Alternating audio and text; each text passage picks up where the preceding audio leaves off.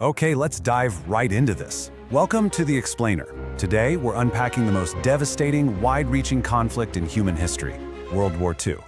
It's a subject that fundamentally reshaped our modern world, and by tracing its roots and major turning points, we're going to figure out exactly how the world caught fire. There's a great quote that really frames what we're looking at today. It is difficult to track down one single event that sparked the conflict, for ultimately, it was a series of events that conspired together. And that hits the nail on the head. We aren't just looking for a lone catalyst here. We're watching a massive snowball effect of interconnected historical dominoes falling one by one. Here is our roadmap for the journey. 1. The seeds of conflict. 2. Rise of totalitarian regimes. 3. The war begins. 4. A global escalation. 5. The devastating conclusion. And 6. A new world order. Section 1. The seeds of conflict, the ticking time bomb of 1919. You know, to really understand how World War II kicked off, we've actually got to rewind to the end of the First World War, specifically the 1919 Treaty of Versailles, because this wasn't exactly a treaty of peace. For Germany, it was an absolute humiliation. Under Article 231, the notorious War Guilt Clause, Germany had to take the entire blame for the previous war. They were stripped of their overseas colonies, their military was basically gutted, and they were hit with a crushing $33 billion fine. That was largely driven by France's demands to secure its own borders, but the result was that Germany was left completely crippled. To put that financial devastation into a real-world perspective, think about this. In Berlin, back in 1922, a simple packet of bread cost 160 marks. Keep that number in your head for a second. Because literally, just 1 year later, in 1923, that exact same packet of bread, it cost 200 billion marks. No, that's not an exaggeration. This is hyperinflation at its absolute most destructive. The government was printing money so fast it became utterly worthless. People literally had to haul their cash in wheelbarrows just to buy basic groceries. And kids were playing with stacks of bills like they were building blocks. Society was entirely broken. Section 2. Rise of totalitarian regimes. Desperation fuels extremism. So, things actually stabilized for a quick second in the mid-1920s thanks to American financial aid. But then, bam, the 1929 Great Depression hits. The US pulls its funding, factories completely shut down, and suddenly 6 million Germans are left unemployed. It was in this incredibly desperate vacuum that Adolf Hitler and his Nazi party rose to power, promising to tear up that Treaty of Versailles and restore national pride. Now, what's really interesting here is how this set the stage for a divided globe.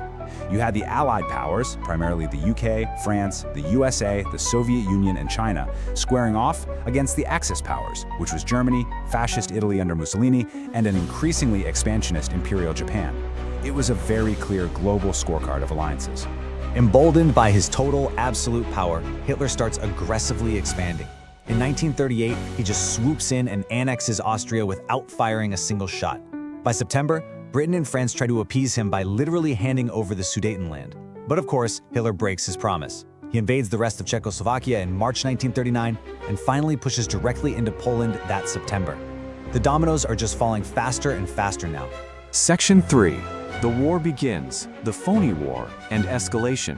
Then comes the catalyst. September 1st, 1939. Germany invades Poland, and Britain and France finally declare war. The world was totally shocked by Germany's terrifyingly effective military strategy, Blitzkrieg, or lightning war. We're talking thousands of airplanes and tanks moving at unprecedented speeds, completely overwhelming the enemy before they could even react. And, startlingly, this relentless day and night speed was actually fueled by a drug called Pervitin. It was a methamphetamine given to German soldiers to basically eliminate fatigue and supercharge their advance. They were sweeping across neighboring countries in a matter of days. Because of that insane speed, British and French forces got pushed all the way back to the sea in Belgium and northern France, literally trapped. But in a miraculous turning point in 1940, Operation Dynamo, over 350,000 Allied troops were successfully evacuated from the beaches of Dunkirk, and they used everything from naval destroyers down to civilian fishing boats. Even with that incredible rescue, France itself surrendered shortly after, leaving Britain standing largely alone in the West. Section 4. A global escalation. The war expands east and west.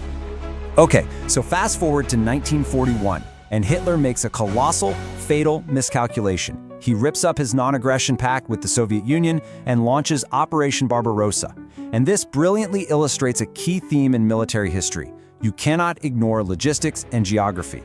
Sure, the German Blitzkrieg gained massive territory right out of the gate, pushing all the way to the outskirts of Moscow, but they were entirely unprepared for the brutal Soviet winter.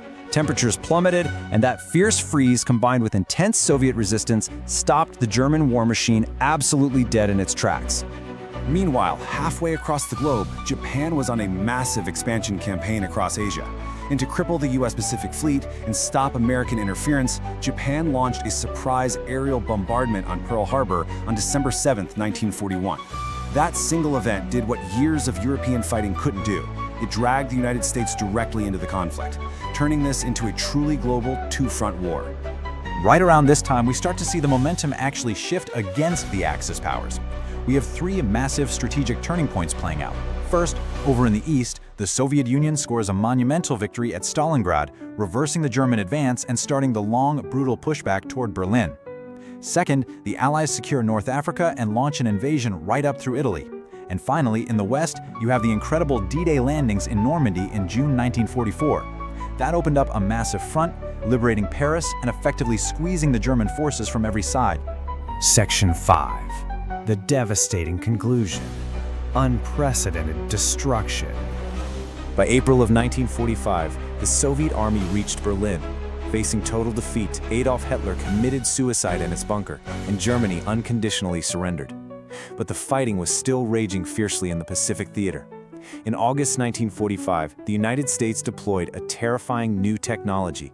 Atomic bombs were dropped on the Japanese cities of Hiroshima and Nagasaki. The unprecedented devastation of those blasts forced Japan to surrender, officially bringing the global combat to a close. But as the fighting ended, the world was forced to confront the harrowing atrocities that had taken place away from the battlefields. Throughout the war, the Nazi regime orchestrated the Holocaust, the systematic and horrific extermination of Jews, resistance fighters, the disabled, and various minorities in concentration and extermination camps. It stands as one of the absolute darkest chapters of human cruelty in all of recorded history. Section 6. A New World Order. The Ashes of Empire. So the crucial point to take away here is that 1945 didn't just end a war, it totally rewired the planet geopolitically. The old League of Nations was replaced by the newly formed United Nations to try and maintain global peace. Germany itself was literally carved up into East and West, which directly sparked the beginning of the Cold War between the new global superpowers, the United States and the Soviet Union. On top of that, the exhausted European powers just couldn't hold on to their overseas empires anymore, which rapidly accelerated global decolonization. And while we're talking about empires, we really have to look at the massive toll this took outside of just Europe and the US. Take India, for example, which was still under British rule. 2.5 million Indian soldiers were deployed to fight for the Allies, resulting in over 87,000 combat deaths. Furthermore, because agricultural exports were diverted to feed fighting troops in Europe, it triggered the devastating 1943 Bengal famine. Roughly 3 million Indian civilians died.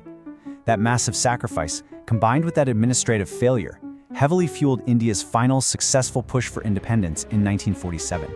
Ultimately, when the dust settled, humanity was left staring at a completely staggering figure. 60 to 80 million people lost their lives in World War II, and the vast majority of those were innocent civilians. Entire cities were just wiped off the map. It stands without parallel as the absolute deadliest conflict in human history. Which leaves us with a final, really vital question to reflect on. We've traced this whole snowball effect together today, from the harsh terms of a peace treaty to absolute economic ruin, to the unchecked rise of dictatorial power. As geopolitical tensions continue to rise around our globe today, have we truly learned the lessons of 1939, or are we destined to repeat the cascade of history? Thank you so much for joining me for this explainer. Keep learning, keep questioning, and I'll catch you next time.